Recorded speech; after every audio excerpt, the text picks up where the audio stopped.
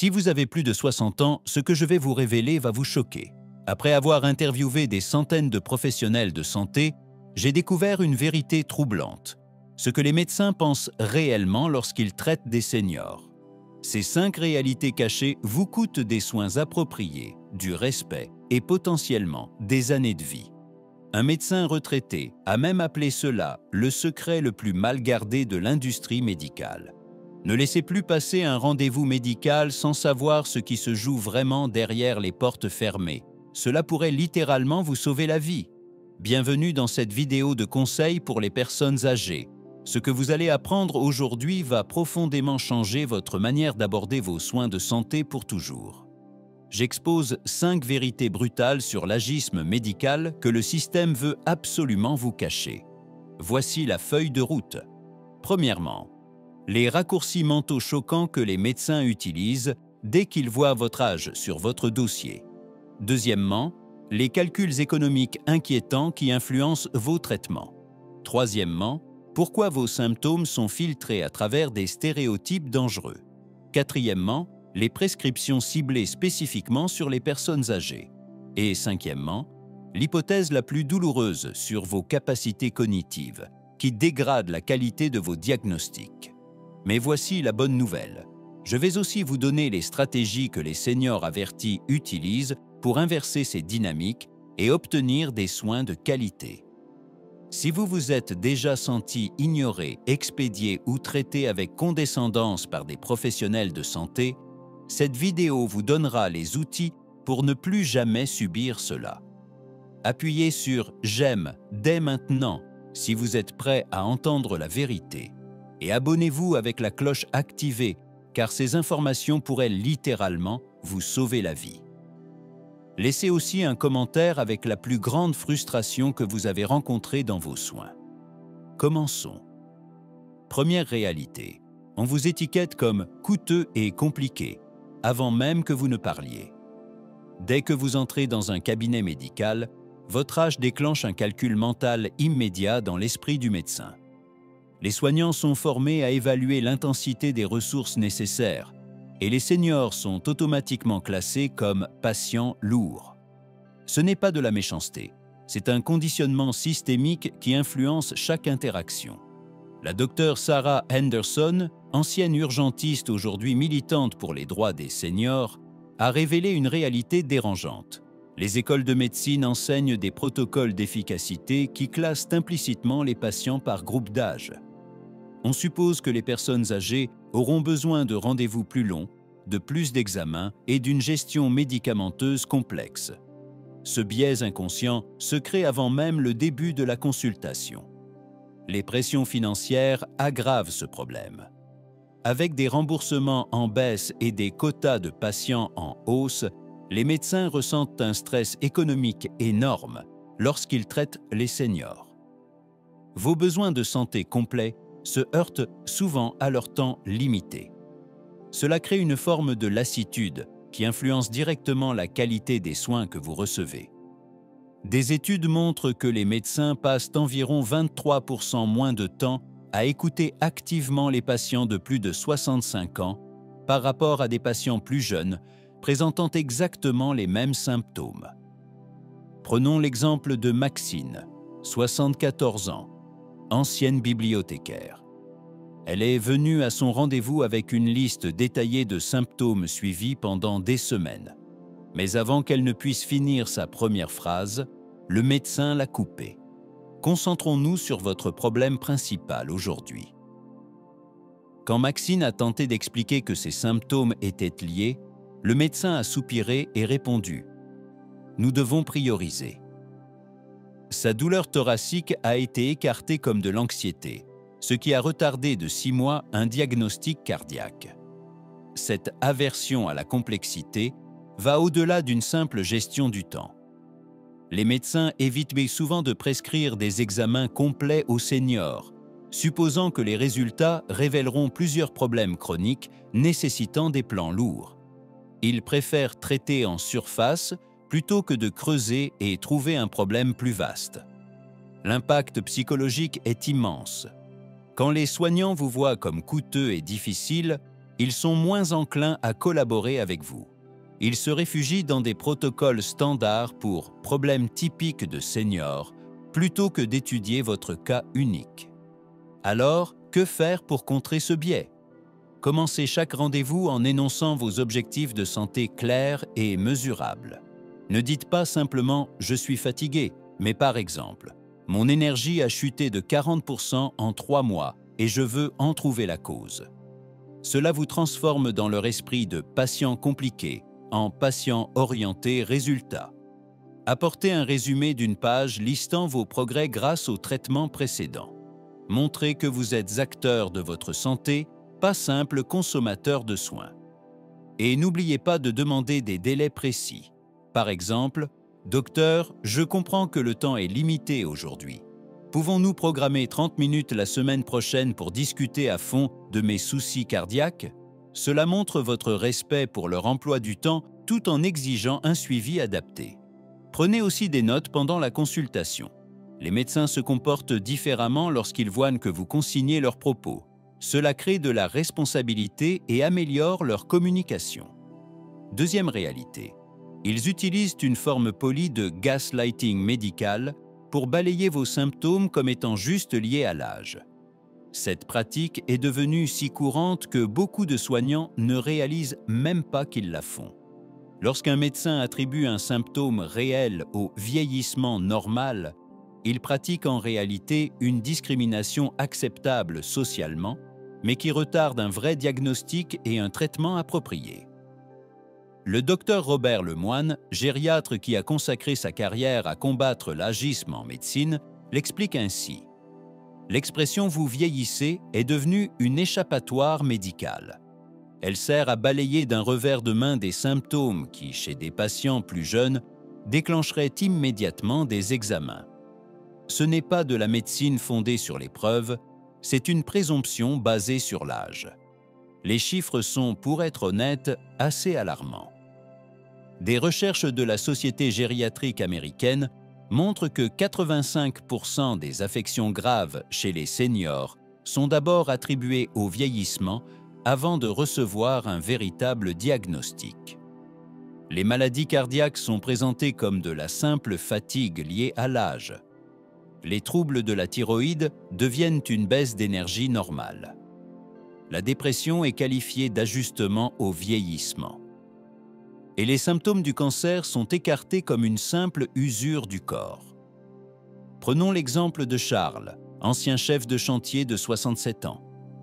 Pendant 8 mois, il a signalé à son médecin une raideur croissante des articulations et une fatigue persistante. À chaque visite, la réponse était la même. « Charles, tu n'as plus 30 ans. Ton corps ralentit. » Quand Charles a enfin insisté pour faire une prise de sang, ils ont découvert une polyarthrite rhumatoïde sévère qui avait déjà provoqué des lésions irréversibles pendant tous ces mois de négligence. Le gaslighting médical suit souvent les mêmes schémas. Les médecins emploient des phrases comme « à votre âge, c'est normal » ou « nous ralentissons tous pour détourner la discussion d'un vrai examen clinique ». Ils recommandent des solutions générales, plus d'exercice, un meilleur sommeil, moins de stress, sans chercher à comprendre pourquoi les problèmes sont apparus aussi brutalement. Les femmes subissent une double discrimination, leurs symptômes étant attribués à la fois à l'âge et aux changements hormonaux. Chez les hommes, les plaintes liées à la santé sexuelle ou aux changements émotionnels sont mises de côté comme faisant partie du vieillissement masculin normal. La santé mentale est particulièrement mal traitée. La dépression et l'anxiété étant expliquées comme de simples transitions liées à l'âge, au lieu d'être étudiées comme de véritables troubles médicaux. L'aspect le plus pernicieux est que ce gaslighting pousse les seniors à douter de leurs propres sensations. Quand une autorité vous répète sans cesse que vos symptômes sont normaux, vous commencez à remettre en question votre propre jugement.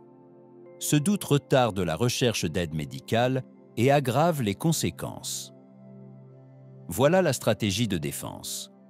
Répondez toujours aux discours liés à l'âge par des questions précises. Quand un médecin dit que c'est normal pour votre âge, demandez quel pourcentage de personnes de mon âge ressentent exactement ce symptôme. Quelles études prouvent que ce niveau de gêne est typique? La plupart des médecins ne peuvent pas répondre car ils font des suppositions, pas des évaluations médicales. Tenez un journal de vos symptômes pour démontrer les changements soudains plutôt qu'un déclin progressif. Au lieu de dire « je suis plus fatigué dernièrement », présentez des faits. Mon énergie était stable jusqu'au 15 mars, date à laquelle j'ai commencé à avoir besoin d'une sieste l'après-midi pour la première fois de ma vie. Cela transforme votre inquiétude d'une simple plainte liée à l'âge en un symptôme d'apparition brutale. Demandez des critères de diagnostic précis. Dites quel test auriez-vous prescrit si j'avais 40 ans avec ces mêmes symptômes. Cela les oblige à justifier des standards de traitement différents uniquement basés sur l'âge. Souvent, ils réalisent leur biais et ordonnent les examens appropriés. Utilisez la technique de l'escalade des préoccupations. Dites clairement, docteur, je comprends que le vieillissement influence l'énergie, mais il s'agit d'un changement important par rapport à mon état habituel. Je suis inquiet que cela cache une maladie sous-jacente. Quelles étapes diagnostiques pouvons-nous entreprendre pour écarter une cause médicale avant d'attribuer cela au vieillissement? Venez accompagner à vos rendez-vous. Quand une autre personne est témoin de ce comportement condescendant, les médecins adaptent leur attitude. Votre accompagnant peut poser des questions complémentaires et aider à documenter l'entretien. Voyez-vous le schéma se répéter? Si vous avez déjà vécu ce type de traitement, partagez-le dans les commentaires. Et si ce que je décris vous parle, appuyez sur le bouton « J'aime ». Ce qui se cache derrière tout cela, c'est souvent la croyance que vous déclinez mentalement et que vous ne suivrez pas des traitements complexes. L'un des préjugés les plus nocifs dans la santé des seniors est la présomption de déclin cognitif. Les médecins simplifient alors les explications, évitent les traitements élaborés et prennent des décisions médicales fondées sur des stéréotypes liés à l'âge plutôt que sur une évaluation individuelle. Dr Amélie Richard, neuropsychologue spécialisée dans l'étude des biais médicaux, révèle une réalité choquante. Les professionnels de santé sous-estiment systématiquement les capacités cognitives des patients de plus de 65 ans. Ils proposent des traitements plus simples, souvent moins efficaces, parce qu'ils partent du principe que les seniors ne peuvent pas gérer des protocoles médicaux complexes. Cela crée un cercle vicieux. Les personnes âgées reçoivent des soins de moindre qualité en raison d'hypothèses infondées sur leurs facultés intellectuelles. Les conséquences vont bien au-delà des simples frustrations. Quand un médecin croit que vous ne pouvez pas comprendre un traitement complexe, il ne propose pas de thérapie de pointe, d'options détaillées ou d'examens approfondis. À la place, il se contente d'interventions basiques qui nécessitent peu de participation ou de compréhension de la part du patient. Prenons l'exemple de Louise, ancienne professeure de chimie à la retraite, âgée de 71 ans. Lorsqu'elle a reçu un diagnostic de cancer du sein à un stade précoce, son oncologue lui a immédiatement recommandé une simple mastectomie, sans aborder les options de reconstruction, les thérapies ciblées ou les essais cliniques. Il a justifié ce choix en disant « À votre âge, il faut simplifier les choses ». Louise a dû se battre pendant des mois pour accéder au même protocole que ceux proposés à des femmes plus jeunes avec un diagnostic identique. Ce préjugé cognitif se manifeste de manière subtile. Les médecins parlent plus lentement, utilisent un vocabulaire élémentaire et donnent des explications simplifiées aux seniors, quel que soit leur niveau d'éducation ou leur intelligence. Ils omettent des détails techniques qui permettraient de prendre des décisions éclairées, en partant du principe que vous ne comprendriez pas. L'hypothèse concernant la gestion des médicaments est particulièrement dangereuse. Les soignants choisissent souvent des traitements moins puissants, mais avec des prises simplifiées, persuadés que les seniors ne peuvent pas gérer des protocoles complexes. Ils prescrivent ainsi des médicaments à prise unique quotidienne, moins efficaces que des alternatives à doses multiples, privilégiant une supposée observance au détriment des résultats médicaux. La discrimination technologique aggrave encore la situation. Beaucoup de médecins pensent que les seniors ne savent pas utiliser les applications de suivi de santé, les portails médicaux en ligne ou les outils numériques de communication. Cette idée reçue vous prive d'outils modernes qui pourraient améliorer vos traitements et vos échanges avec les soignants. Cette prophétie autoréalisatrice devient tragique quand les seniors finissent par intégrer ces attentes. Après avoir vécu à plusieurs reprises des explications simplifiées et des traitements réduits, certains commencent à croire qu'ils ne sont pas capables de gérer des informations médicales complexes, créant une dépendance qui n'existait pas auparavant. Alors, comment briser ces préjugés immédiatement? Commencez chaque rendez-vous médical en affirmant vos compétences. Mentionnez votre parcours scolaire, vos expériences professionnelles ou toute expertise pertinente. Vous pouvez dire par exemple « J'ai dirigé des projets complexes pendant 30 ans. Donnez-moi donc toutes les informations médicales détaillées dont j'ai besoin pour prendre une décision éclairée. » N'hésitez pas à demander des explications techniques avec une terminologie médicale précise. Vous pouvez formuler ainsi « Docteur, pouvez-vous m'expliquer la physiopathologie de ma maladie et la façon dont chaque option thérapeutique agit sur ces mécanismes ?» Cela montre clairement votre volonté et votre capacité à comprendre des informations médicales élaborées. Apportez aussi des preuves de vos capacités cognitives, comme des articles que vous avez lus sur votre pathologie, des questions préparées à partir de sources médicales ou des notes prises auprès d'autres spécialistes. Ces éléments concrets obligent souvent les médecins à abandonner leurs préjugés. Si l'on vous propose des recommandations simplifiées, contestez-les directement. Demandez « Quelle thérapie supplémentaire proposeriez-vous si j'avais 45 ans avec ce même diagnostic ?» Je veux comprendre toutes les options, même complexes. Utilisez la technologie de manière proactive pendant vos consultations. Consultez vos applications de santé, montrez vos dossiers médicaux numériques ou vérifiez les interactions médicamenteuses sur votre smartphone, directement devant le médecin. Quand il voit que vous êtes à l'aise avec ces outils, cela remet en cause ses idées reçues sur les capacités des seniors.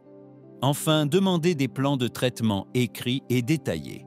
Dites clairement « Je souhaite une documentation complète des options thérapeutiques afin de pouvoir analyser et rechercher chaque recommandation en profondeur. » Cela établit sans ambiguïté que vous êtes un acteur actif et informé de vos propres soins.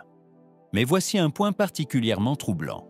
Les médicaments sont parfois prescrits comme outil de contrôle du comportement plutôt que comme véritable traitement.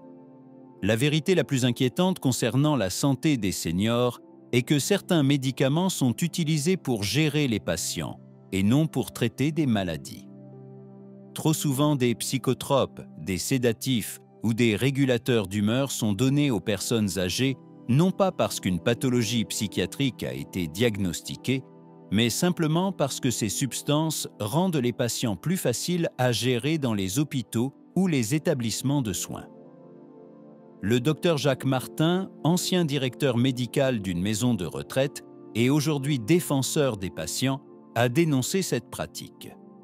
Il explique avoir vu d'innombrables cas où des médicaments étaient prescrits non pas pour améliorer la santé du patient, mais pour réduire la charge de travail du personnel.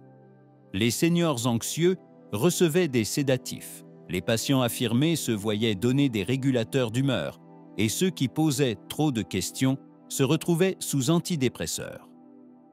C'est une forme de contrainte chimique déguisée en soin médical. Les chiffres sont franchement terrifiants. Plus de 40% des seniors reçoivent au moins un médicament psychiatrique, alors que seulement 12% présentent un trouble de santé mentale diagnostiqué justifiant un tel traitement. Le reste de ces prescriptions semble répondre à une logique de commodité administrative plutôt qu'à une nécessité médicale réelle. Et ces médicaments provoquent souvent des effets secondaires dangereux, chute, troubles cognitifs et même un risque accru de mortalité. Prenons l'exemple de Béatrice, ancienne directrice d'école de 69 ans. Après une opération de la hanche, elle s'est montrée frustrée par la lenteur de sa rééducation et a commencé à poser des questions précises sur son calendrier de récupération. L'équipe médicale a fini par la qualifier de difficile et lui a prescrit un anxiolytique pour l'aider à se détendre. Mais ce traitement a provoqué de la confusion et des problèmes d'équilibre, entraînant une chute qui lui a fracturé le poignet. Si sa blessure initiale a fini par guérir, les complications dues aux médicaments ont prolongé sa convalescence de 4 mois. L'utilisation de médicaments pour contrôler le comportement ne se limite pas aux psychotropes. Les médecins prescrivent régulièrement des somnifères à des seniors qui connaissent simplement des changements normaux liés à l'âge dans leurs habitudes de sommeil, sans réelle pathologie. Les antalgiques sont souvent refusés aux seniors qui expriment une douleur pourtant légitime, les soignants supposant parfois qu'ils exagèrent ou qu'ils recherchent des substances. Les traitements contre l'hypertension, eux, sont parfois administrés à des doses qui provoquent étourdissement et fatigue, décourageant les patients d'être actifs ou de s'affirmer lors des consultations. Et quand les effets secondaires sont signalés, les médecins les minimisent en parlant de compromis nécessaires au lieu d'ajuster le traitement ou d'envisager d'autres options. L'aspect le plus insidieux de tout cela, c'est que ces médicaments finissent parfois par créer les problèmes mêmes qu'ils sont censés traiter. Les sédatifs peuvent entraîner de la confusion, ensuite étiquetés comme une démence. Les régulateurs d'humeur provoquent souvent de l'apathie, vite interprétée comme une dépression. Quant aux somnifères, ils perturbent les cycles de sommeil naturels et créent de véritables troubles qui nécessitent encore plus de prescriptions. Les établissements de soins encouragent souvent ces pratiques car des patients médicamenteux demandent moins d'attention et de temps.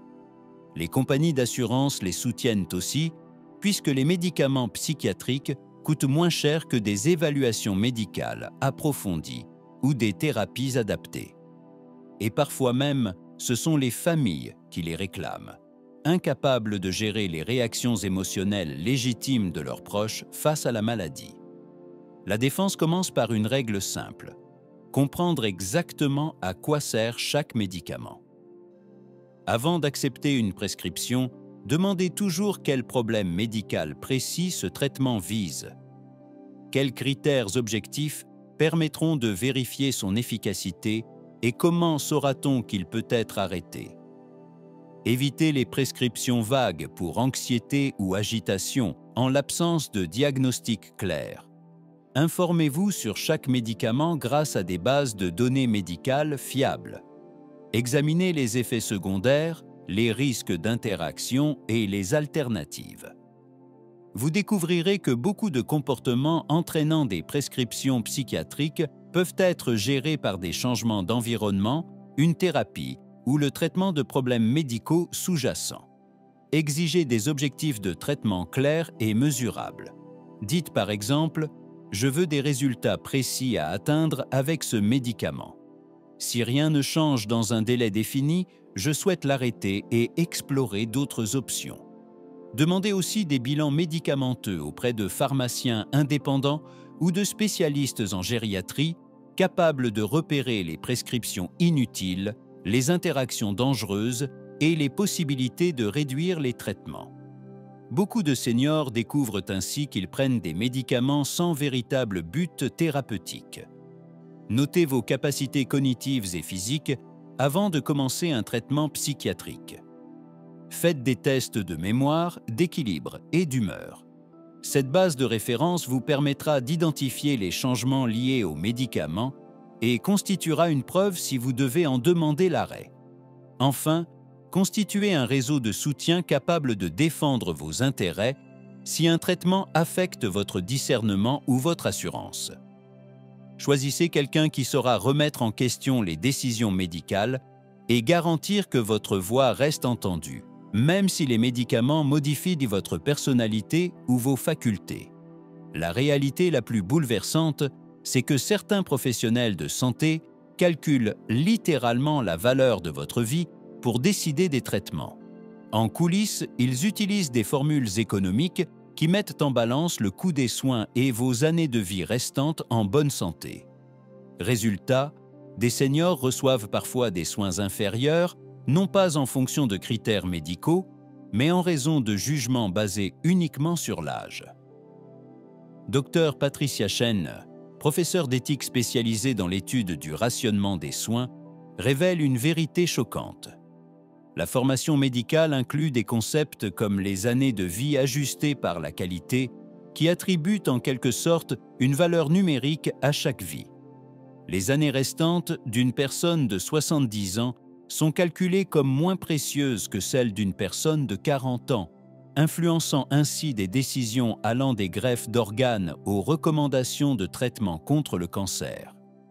C'est une discrimination systématique liée à l'âge, déguisée en économie de la santé. Ce système de valorisation impacte les décisions médicales de façon dévastatrice. Les seniors se voient régulièrement refuser des procédures coûteuses, des thérapies de pointe ou des traitements agressifs, non pas parce qu'ils n'en tireraient pas de bénéfices, mais parce que le système de santé a décidé que leurs années restantes ne valaient pas l'investissement. La même opération proposée sans hésitation à un patient plus jeune est jugée trop risquée ou pas rentable pour un senior présentant pourtant le même profil de santé. Prenons l'exemple de Walter, ingénieur à la retraite de 68 ans. Quand il a été diagnostiqué avec une insuffisance rénale, on l'a immédiatement orienté vers des soins palliatifs en lui disant que la dialyse ne serait peut-être pas appropriée à son âge. Walter a dû se battre pendant 3 mois pour obtenir le même traitement vital que celui proposé de manière routinière aux patients plus jeunes. Une fois la dialyse commencée, il a retrouvé une activité normale et a vécu encore 7 années productives. Des années qu'il aurait perdues s'il avait accepté la première recommandation basée uniquement sur son âge. Perdu s'il avait accepté la première recommandation basée uniquement sur son âge. La discrimination s'étend aussi aux examens diagnostiques. Des imageries médicales coûteuses, des tests spécialisés et des dépistages préventifs sont souvent refusés aux seniors, non pas pour des raisons médicales, mais sur la base de calculs actuariels. Les compagnies d'assurance et les systèmes de santé prennent souvent l'âge comme facteur principal dans leurs décisions, partant du principe que les seniors ne vivront pas assez longtemps pour profiter des bénéfices d'un dépistage ou d'une prévention précoce. La santé mentale subit particulièrement ce rationnement lié à l'âge. La dépression et l'anxiété chez les seniors sont souvent vues comme de simples réactions normales au vieillissement, au lieu d'être traitées avec les mêmes thérapies et suivis proposés aux plus jeunes. La psychothérapie, les soins psychiatriques et même les médicaments pour la santé mentale sont considérés de manière choquante comme des dépenses inutiles pour des personnes supposées avoir peu de temps devant elles. Le drame devient encore plus profond quand les seniors finissent par intégrer ces jugements de valeur. Après plusieurs expériences de recommandation de soins réduits, beaucoup commencent à croire que leur vie vaut moins. Ils cessent de revendiquer des traitements complets, acceptent des soins de moindre qualité et prennent des décisions de fin de vie influencées davantage par la dévalorisation sociale que par leur propre volonté de continuer à vivre. Les urgences médicales révèlent la discrimination la plus flagrante. Les seniors qui arrivent avec les mêmes symptômes que des patients plus jeunes reçoivent moins d'examens, des consultations plus courtes et sont renvoyés plus rapidement.